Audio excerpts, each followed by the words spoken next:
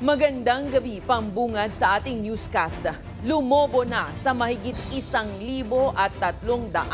ang naiulat na nawawala sa matinding delubyo dala ng malawakang flash flood at mudslide sa border ng Nepal at Tibet. Ayon sa Nepalese officials, kasama sa hinahanap ang isang Pilipino. Nakikipaglaban sa oras ang rescuers sa Nepal-Tibet border habang patuloy ang paghahanap sa daan-daang individual na nasa Nuwakot District nang bigla ang lamunin ng malawakang flash flood ang mga komunidad August 26. Sa datos ng Nepal, umakyat na sa 270 ang kumpirmadong patay sa insidente. Pero pinangangambahang lumobo pa ang bilang. Ayon sa Nepalese Police at Tourism officials, hindi bababa sa 800 ang naiulat na nawawala. Mahigit 500 dito ay mga dayuhang turista.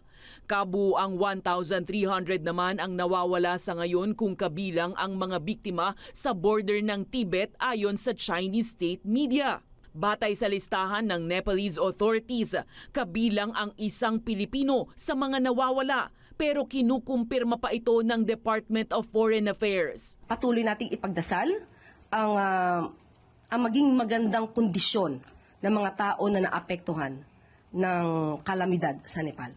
Pinakamarami sa mga dayuhang nawawala ay mula sa India na pumalo sa 142, 34 mula Australia at ilan pa mula Malaysia, Netherlands, UK at US. Pasado alas 8 local time nitong Miyerkules nang lamunin ng tubig at putik ang mga kalsada at gusali sa mahigit 40 kilometro na kahabaan ng Lende Kola River Valley.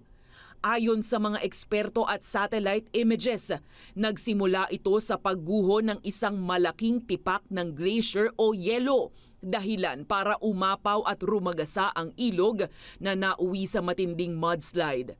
Dahil sa lakas ng pagguho, nairehistro ito bilang isang magnitude 5.2 seismic event. Save the Children started deploying staff to Nuwakot district, and the Nepalese Red Cross has dispatched some 200 emergency shelter packages. Sa ngayon, double time ang mga rescuers mula sa local government at international teams para sa paghanap pa ng mga survivor.